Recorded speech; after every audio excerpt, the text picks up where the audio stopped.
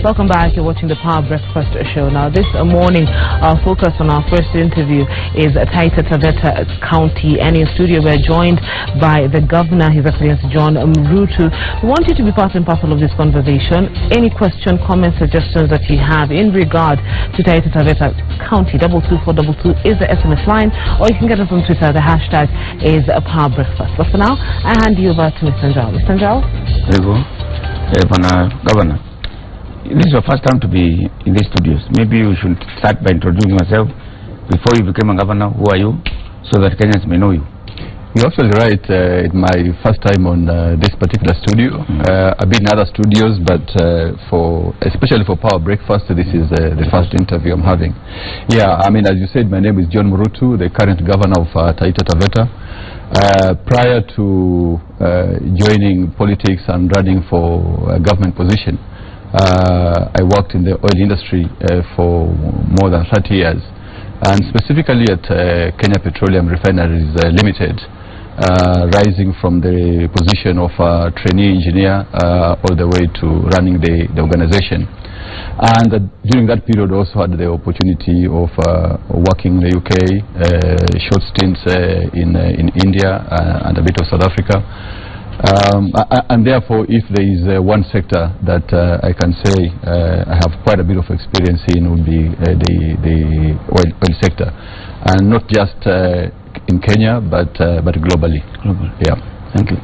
Now you turn to be a politician. I went to a large county with many, I think, serious challenges. But before we talk about challenges, tell us what has Taita Taveta to offer in terms of investment, and people who want to develop the area. What do you have to offer? Yeah, county? I mean, first of all, geographically, so that you may appreciate where we are, and in terms of sizing as well, because that is also important. If you're on your way on the road to Mombasa from Nairobi, we border Makueni roughly at Mtitwandei. And then we go all the way down to Mackinnon Road, where we border with Kwale. That's a distance of about 160 kilometers. And east to west, from Voi to Taveta, which is the other extreme end, is about 110, 120 kilometers. We sit on about 17,000 square kilometers. But out of that, about 10,000 square kilometers is the famous Savo East and Savo West Conservation Area. Now, 10,000 out of 17,000, that's about 62%. So indeed, one area for us for investment opportunity is in the tourism sector, because it is, as you may know, Savo East and Savo West host the largest elephant herd in Eastern Central Africa, more than 12,000. So investment opportunities in the tourism sector are there. We have a number of resorts owned by chains, hotel chains, others owned by individuals, but they still scope for more. Now, traditionally, our tourists have come, they combine a beach holiday, and game viewing. And therefore, the traditional pattern is you will see tourists flying to Mombasa or Malindi, and then they will drive then to come into Savo East and to Savo National Park. Moving forward, there's going to be another opportunity, because we are now having an airstrip coming up in Voi. Construction is almost 95% done. So we hope that moving forward, we are going to attract the small airlines to fly from Nairobi to Voi on their way to Mombasa, so they can drop some tourists in Voi, from Nairobi to Voi, or from the coast to Voi. And that is significant because at the moment the traffic on the road is very, very high. And whereas previously Voi and Mombasa would take one about 2 hours, and now you can take anything between 3 and 4 hours, and that is discouraging the number of tourists visiting our game parks. So the tourism indeed is one opportunity for investment. The other area, we also have substantial reserves or deposits of minerals, semi-precious stones like tsavorite, which is a green garnet, rubies and tourmalines. and we've always had, individuals who have been doing substantial amount of mining there. But moving forward, we also see the need to have more of our own people being involved in that mining activities. And in one part of the county, we also have iron ore, which was a substantial mining activity. But the mining activity stalled in 2014 because of land disputes. And the reason there's actually a land dispute is the issue around land ownership and the possession of title deeds. It is a big problem in our county. And where the land ownership is not very clear, then the whole concept of mining becomes controversial, because the old law, even the existing law, would say that before you're going to do prospecting, before you're going to do mining, you need to get a consent from the landowner. So if it is not clear who the owner of the land is, then that draws in a lot of controversy. So generally, mining is an opportunity for investment. But thirdly, the other thing that, and it's a problem we have nationally, we have not mapped the whole country to see the kind of deposits, the kind of minerals that lie under the surface. And the nations that have had substantial, are doing mining in a big scale, that's the first thing they've done. Yeah, you do a complete mapping either of the whole county or of the whole nation, and that will tell you where the deposits are, and then potential investors will just come and concentrate on the areas that have bigger potential, because it's not, otherwise it becomes very, very difficult for an investor to come and start looking generally over the whole country to try and identify the types of deposits that exist. So mining, there's no doubt about it, there's a huge potential, and it's a discussion we're having with the national government, the Ministry of Mining, to see how we can fund this mapping of the county and the whole nation. Our understanding, the knowledge we have, is that that's something that the Ministry of Mining has picked up and is looking for funding. They're discussing with some foreign countries on how to fund that activity. It is not cheap. It is quite expensive. It can only be funded by a government. And therefore, as I say, the Ministry of Mining is working on that. Other areas of investment, potential for investment, we sit in a location where there is, I talked about the distance from Voi to Taveta. That road also links into northern Tanzania. That road is being upgraded, and therefore once that road is done, it is very easy, it is easier for a resident of northern Tanzania to access a port. And by the way, if you're in Arusha, your nearest port is not Dar es Salaam or Tanga. Your nearest port is actually Mombasa. But they were being discouraged because of the state of the road. So that's going to be upgraded now, so it's going to be easier for them to access the port of Mombasa. And the SGR as well also passes through Voi. And therefore, when you look at the SGR, when you look at the road from Voi to Taveta and northern Tanzania, we see Voi being a potential for a dry port, yeah, that will serve Taita Taveta County, that will serve southern parts of Makueni County, that will serve southern parts of Kajiado County, and even northern parts of Kwale County, and as I said, well into northern Tanzania, and even beyond. I mean, if you think about Rwanda and Burundi, if you use that corridor through Voi, Taveta, northern Tanzania, into Rwanda and Burundi, it is shorter by 300 kilometers compared to the northern corridor. So we expect that indeed some of the traffic from or to the Great Lakes countries of Rwanda and Burundi will actually going to be passing through that corridor as well. So there's a potential there for a dry port, for conventional goods, as well as an oil depot, because we can also service northern Tanzania from that point. And indeed, we are in discussion with Kenya Pipeline Company about the possibility of setting up the depot there, to be jointly owned by the county government and KPC, and that's something that we're going to be floating out in the market to look for potential investors. Let's look at mining. Taita Taveta, that place is like El Dorado, where everybody goes. A lot of people, foreigners, Kenyans, including some politicians, have gone there to mine. How does the local resident benefit from that mining? At the moment, benefits to the local community was pretty close to zero. Because the law that was in force, it dates back to 1940s, pre-colonial. And it simply recognized the central government, the governor then of the Kenya colony, and it did not recognize any other authority. So the only thing that was there was the fact that if indeed you are sure that the land was yours, anybody coming into your land, then they were compelled to get your consent. That was the only thing. But issues like CSR, issues like indeed support to the local community and so on was completely non-existent, and even of sharing of royalties. So we have a new law now, and county law or national law? National law. Yeah. Because mining is still a function of the national government. There's a new law now, and in there it recognizes the role of counties. And also the whole concept of sharing of the revenues arising from the mining activities, the royalties. So moving forward, we expect to benefit more from the mining activities that compared to the past.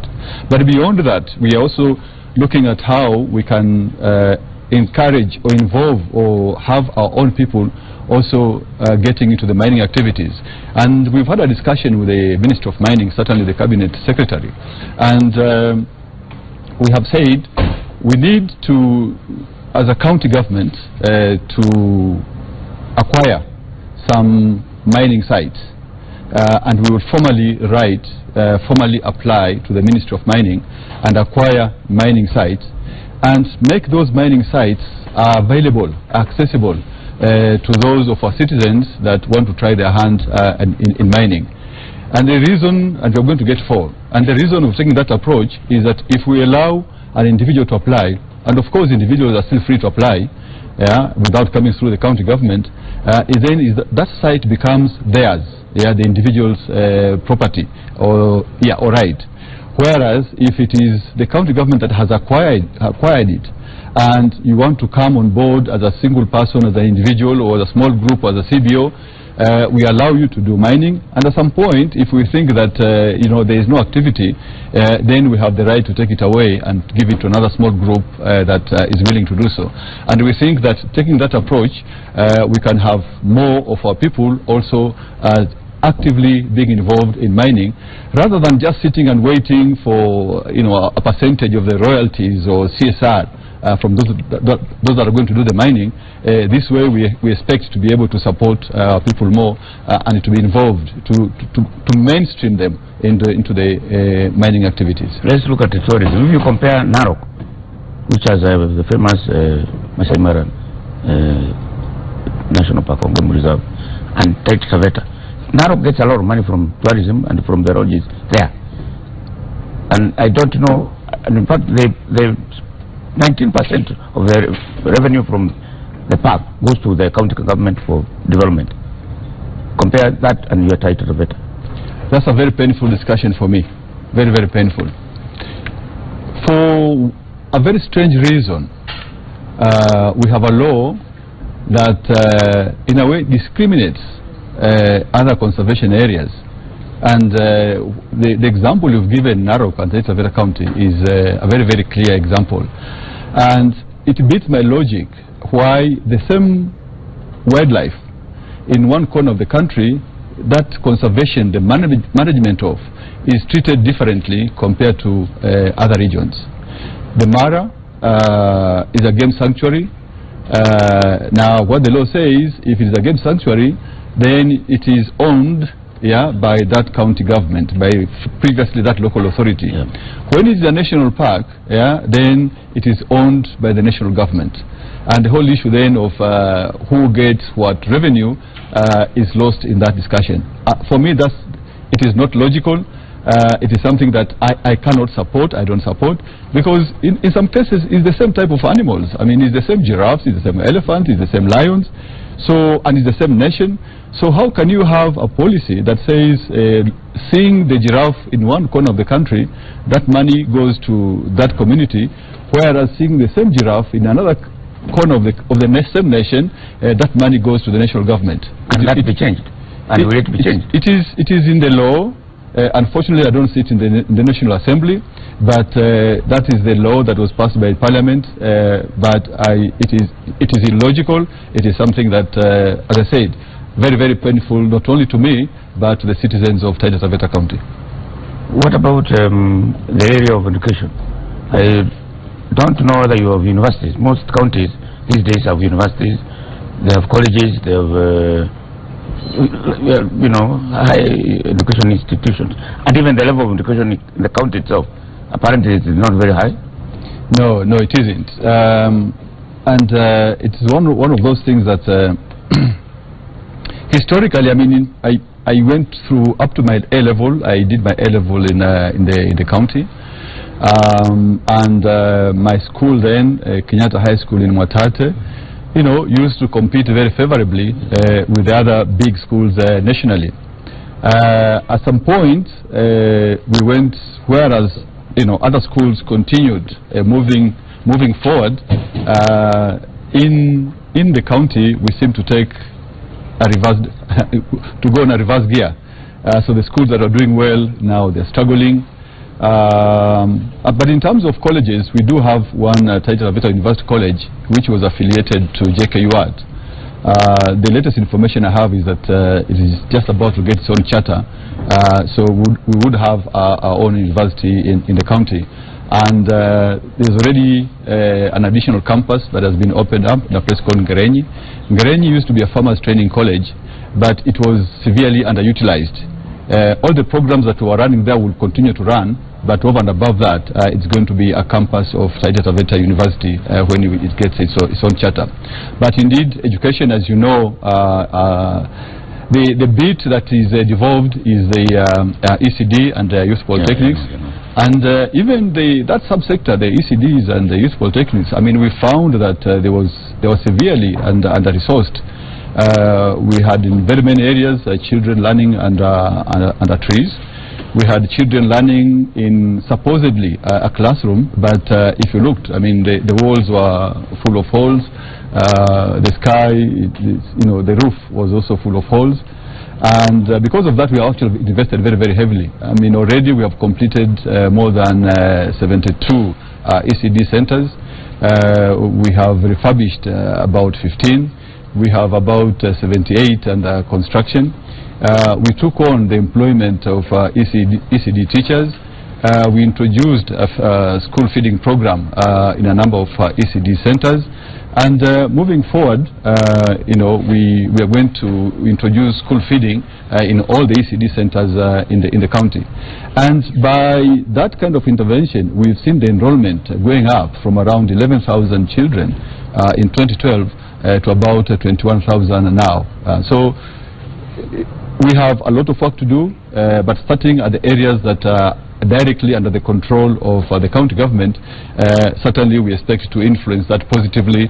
And also, even in the bits that are under the national government, we are providing bursaries to those that in secondary schools. We are providing loans to those that are in colleges, over and above what HELP gives. We also have our own higher education loan facility that we advance to those that are in colleges and universities. And in fact, we have just recently signed an arrangement with HELP so that they can also help us in the managing of that whole process of advancing loans to students, because they've been doing it for many, many years. They have more experience. They have national coverage, whereas it's much more difficult for us. So we are also working jointly with the Higher Education Loans Board to make sure that whatever money we have, then indeed we're able to distribute it fairly efficiently to those that are in need of that particular help. Many countries during the last 1 or 2 years have been having investment conferences where they invite investors from abroad and local to discuss investment in the county. And I don't know whether you're planning one or whether you're on one. No, we took a different approach. The approach we took is that before you invite people to discuss an investment conference, you need to do some homework and identify, just like the same question we asked before, what are the potential areas of investment. So, we got support from USAID, and we spent the last 12 months really identifying those areas that have potential for investment, and also what type of investment. Is it by government? Is it by private individuals? Is it public-private partnerships? Yeah, so we have about 25 projects that we think that are ready now to be offered in an investment conference arrangement. And in fact, we are planning one on the 21st of July this year. And for us, we're going to focus, we're going to call it an investors roundtable. And the reason is, we want to deal with potential investors. You know, I mean, of course, it's going to be open to all members of the public, but we also know that we're going also to focus on targeted potential investors. We're already in discussion with a number of embassies that have shown interest to invest in Kenya. And by extension, they're going to link us with their chambers of commerce and industry, so that indeed we don't just fill a room or fill a field with people, but we actually have people who, indeed, if there's something there that they find attractive, that they can move ahead with. You mentioned the SGR. It just passes through your county, and in fact, most of it is up there because of the national park. How do you, wananchi there in Taita Taveta, get influenced or affected by the SGR? In a big way, unfortunately. You know, you've talked about it being up there. That's the pictures we see in the newspapers. Because they don't want to interfere with the national park. Yes, so it must be up there. Yes, those are also the same pictures I saw when the project was being launched. Yeah. And indeed, in the early discussion, you know, we were assured that it will not interfere on the free movement of wildlife. But that's not the reality. In this year, for example, in January, we had elephants within 2 kilometers of the Voi town center, which is something that had never been seen before. And the main reason is indeed, you know, elephants that would roam freely.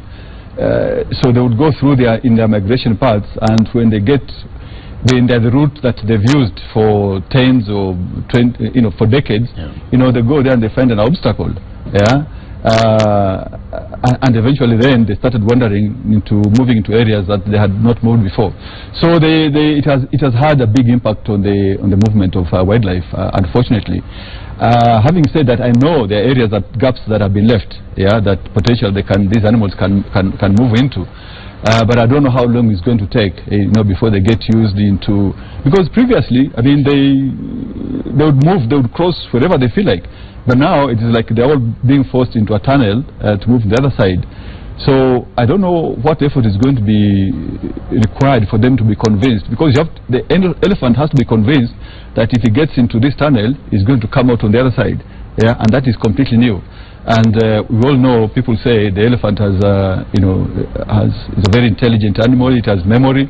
It keeps memory. So when they go through the memory bank, they can't recall seeing anything like that. But all of a sudden now you tell it that it has to move through this gap here, and if it does so, that it move to get to an area where there's pasture. So that is going to take some learning, I guess, yeah, for the wildlife before they get used to it. But it has had an impact. Now about General Mwananchi, there has been employment opportunities. Was there any compensation for land?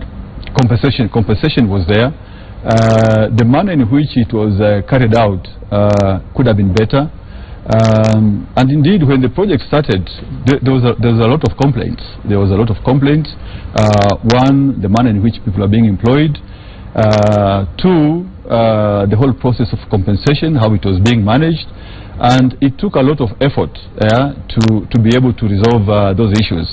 But as we speak now, I'm not receiving as many complaints in terms of the levels of compensation, for example, compared to when the project started.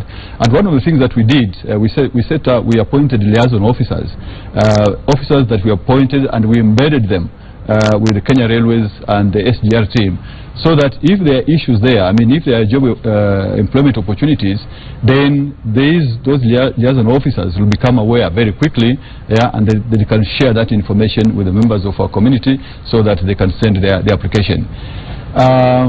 Did it solve all the problems? Probably no. Did it have a positive impact? Yes. Before we appointed them, we used to have strikes, strikes and demonstrations almost every week. After we appointed them, the strikes and demonstrations went down dramatically. In Taita Taveta land, huge chunks of land are owned by the Kenyatta family, the other by criticals. And you have, I think, a serious problem with squatters. That's true. How you plan to resolve that? Yeah, not an easy one. Not an easy one, certainly. As you know, matters of land are still the responsibility of our national government. That's one dimension. The other dimension is indeed the sanctity around title deeds and the law that supports them. But nevertheless, there is areas that you have, for one reason or another, even the landlords themselves over the years have allowed people to occupy certain parts of their land for many, many years. And I'm not talking about 5 years. I'm talking about sometimes as long as 40 years. I can give example in Mwatate. I was in Kenyatta High School from 1971. There's an area called Majengo Singila, and even as I was in school, there's a community that used to live in one corner. I didn't realize then that it was part of the Sisal estate, but now, indeed, the information coming out is that part is part of the Sisal estate in Mwatate, and there is a dispute about that. But a community like that, irrespective of who actually owns that corner, I think natural justice demands that, and even the Constitution recognizes the fact that the law. If you occupy somebody lives for 12 years, it's not adverse occupation. Exactly. So it cannot be thrown out. Exactly. Yeah, and that's the position that we are taking. Yeah, where the squatters have been there, living and farming for extended periods, we are engaging those landlords to make sure that that land then is passed on into that particular community. Recently, we signed an MOU with the owners of the Mwatate Sisal estate, Taita estate, in that regard. And the whole land is being resurveyed so that we can confirm the acreage, because there's a dispute about the acreage. But after that, then the intention is to settle those people that are in Majengo Singila. In Taveta, we were a bit lucky. One of the parcels of land, the lease had expired in 2012, and as we came into office, we were being asked whether that land should be, the lease should be renewed for another 100 years. But the big point is that the previous ownership had not developed the land, and squatters again had been there for 30 and 40 years. And we did make our submission to the National Land Commission that everywhere there is the populations have increased. I mean, I recall that when we became independent in 1963, I was in primary school then. I recall that our population was around 7 million people. If you go back 50 years, probably the whole of Kenyan nation, we were probably around 3 million people. So to give somebody 10,000 acres, 20,000 acres, 50,000 acres was probably justified because we are fewer. But now the population has increased. There is lots of unemployment. And where there is land and it was idle, people have moved in. And because there is access to water there, they have developed their farms. For me, I couldn't see a case where we could justify extending a lease and where the land was idle. And we were able to make that case to National Land Commission, and in the end the resolution was that indeed that land should revert back to the county government so that we can settle the squatters that are in there. I know there's still litigation going on, but that's the current position. So we've been successful there, and also another farm that is owned by another landlord. Also, there's about 2,000 acres that has been released so that we can settle squatters there. So in a small way, we are making some progress by engaging the landlords in that particular area. You are a governor in the ODM party. Yes. And there have been these demonstrations and the move to kick out the electoral commissioners from office. What is your view about that? I think for me, I would say we went through the election in 2013. There are some things that probably went well, but also some things that did not go well. I would have expected that as a nation we would have come back together to carry out a review, identify those things that went well, and we say, I think even the next election, this bit here, we should do it the same way. there are things that did not go well. Yeah, and we need to come back and look at those and say, why did this bit not go well, and how are we going to improve it so that we don't get problems in the next election? And I'll give you 3 examples. For me, one of the issues that we needed to look at is, for example, the technology. Now, this technology, I mean, has it been used elsewhere in the world? And how did it perform? Did the other people, other nations, did they have the same challenges that we did? And of course, also, how was it procured? Yeah, so I think for me that we need to have a conversation around that, and convince ourselves if the performance is the same as elsewhere, then maybe then there's something that we didn't do right here, and we need to correct that. The other dimension, the other point for me as well, that as a country we needed to have talked about more openly, is why did the electronic register, the electronic database of voters, why did the system collapse on the day of the voting?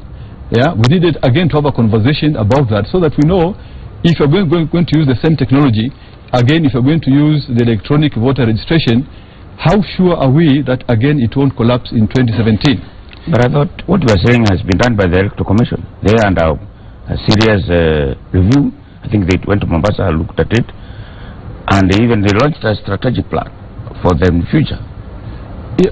You cannot fault them for not reviewing what they did, what the procurement. In fact, those matters, some of them are in court. But when it comes to the future, they reviewed the performance of 2013, did a strategic plan which they launched. What's wrong with that? Look, I sit, let me say, in a kind of privileged position. I'm a governor, and I don't deny the fact that they did not do a postmortem. But even where I sit, yeah, I was not involved in that process to share the experiences that I have as well. Yeah, I mean, so if they took it among themselves just to do the review on their own, I think then they missed the point. Yeah, because they would have used that to build the confidence of all of us that even if they do it, if you allow them to do it in 2017, yeah, everything is going to be okay. I can give you another experience that I went through, and this is really a personal one. The whole process of voter tallying, the way it happens is that at the tallying center, the returning officer comes with a sheet from every polling station and reads the votes that have been garnered by each of the candidates. And that information is entered on a spreadsheet, just a normal Excel spreadsheet, yeah, for all the polling stations, for all the candidates, and then at the bottom that gets added up. And I can tell you errors can arise from that. Yeah, in my case, yeah, there was actual errors where indeed all the votes garnered for each candidate were correctly entered, but the formula at the bottom was wrong. And because the formula at the bottom was wrong, what the returning officer was attempting to announce as the results was wrong. Fortunately for me, I was also running my own spreadsheet throughout the vote counting process, and I was quickly able to point out that the figure he was reading was wrong, because he had left out, in fact, he had left out more than 4,000 votes, yeah, that I had garnered. And because of that error, yeah, we ended up in a petition, because one of my opponents felt that the numbers have been manipulated. And when you go through a petition process, it's very costly. It's costly for everybody. It's costly for the candidates. It's also costly for the nation. Yeah. So for me, those are some of the things that require to have been addressed by having a wider stakeholder review of the experiences. Because I've given you 3 examples, maybe somebody else had other 3 areas that they felt that they needed to be reviewed. So in my view, as a nation, we missed an opportunity in 2014. As CORD, when we called for a discussion on electoral reform, for us, those are the issues that we were addressing. So I think for 2014 would have been an ideal period to have this conversation, because the election was still some years away. But now, as a nation, we have allowed ourselves to get into a tight jam. Yeah, the election is there. So, what is it possible to do now? What is not possible to do now? But having these open discussions is for me very fundamental. We must always be thinking in terms of continuous improvement. Yeah, Yeah. So are you planning demonstrations in your county? You know, it is not just necessarily for me. Your party? Yeah. We have your demonstration in Mombasa. Demonstration. Yes, but even the county, Taita Taveta county, there was a very strong push that you know, we should also do it, so that we also add our voice to it. Thank you very much, Bwana Mrutu. Asante sana. I hope this will not be the last time to come here. You'll come much more, particularly next year when there will be. You are defending your seat, obviously. Yes, very much so. And on the same party. Same party. Same party. Thank you very much. Asante sana. We'll now take a break, and after that we'll do some acrobatics and some music. Am I allowed to join the acrobatics? You're welcome, yes. But you don't have the clothing. Asante sana.